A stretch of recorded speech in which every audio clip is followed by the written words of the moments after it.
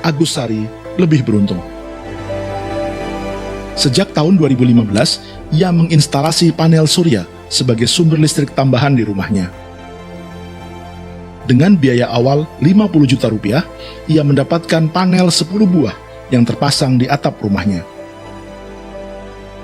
Ia akan balik modal dalam waktu 7 hingga 10 tahun. Setelah itu, ia bisa memanen energi secara gratis hingga 20 tahun. Itu dengan asumsi rata-rata umur panel surya mencapai 30 tahun. Tadinya mencoba gitu ya, apa sih benar nggak sih bahwa renewable itu lebih bagus, lebih bersih, lebih reliable dan sebagainya. Jadi dipasang lah gitu ya. Itu ini pertamanya, motivasi pertamanya.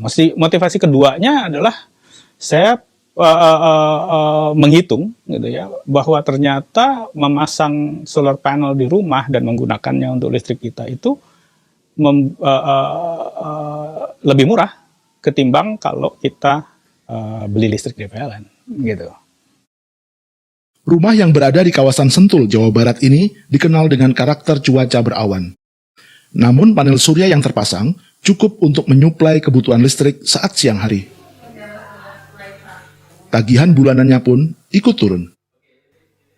Untuk daya 2200 volt ampere, Agus Sari hanya perlu membayar maksimal Rp500.000 per bulan. Padahal sebelumnya, rata-rata ia menghabiskan Rp2 juta per bulan. Bahkan, di saat produksi listriknya berlebih, ia bisa menjual kepada PLN sebesar Rp953 per kilowatt hour. Yang bermasalah sih sebetulnya sekarang itu harganya gitu.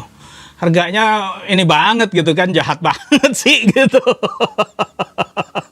Itu aja sebetulnya.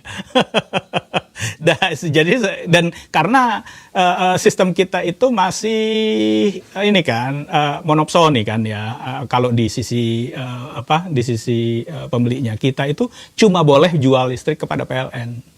Bahkan kalau saya mau jual ke tetangga itu nggak boleh gitu, nggak boleh itu melanggar hukum gitu. Padahal kenapa sih saya jual aja ke tetangga gitu. Kalau harganya lebih bagus daripada harga yang ditawarin PLN, ya saya jual ke tetangga aja mendingan kan gitu. Tetangga akan senang gitu ya. Tapi itu nggak boleh. Kalau itu terjadi berarti saya sudah menjadi pembangkit listrik swasta. Dan untuk menjadi pembangkit listrik swasta ada aturan macam-macam gitu. Termasuk diantaranya ya saya harus jual ke PLN dulu. Dan PLN yang nanti akan menjualkan lagi ke langganan kan gitu. Oke. Ini jadi listrik dari PLN masuknya ke sini. Nah, terus kemudian listrik dari dari solar panel itu masuk dulu ke sini. Ini namanya inverter.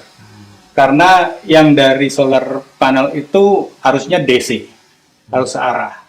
Penggunaan panel surya juga bisa menjadi jawaban atas persoalan tidak meratanya distribusi listrik. PLN sendiri bahkan bisa mengembangkan bisnis dari pemasok listrik menjadi perusahaan yang menjual panel surya, kincir angin, atau turbin mikrohidro kepada masyarakat dengan skema kredit.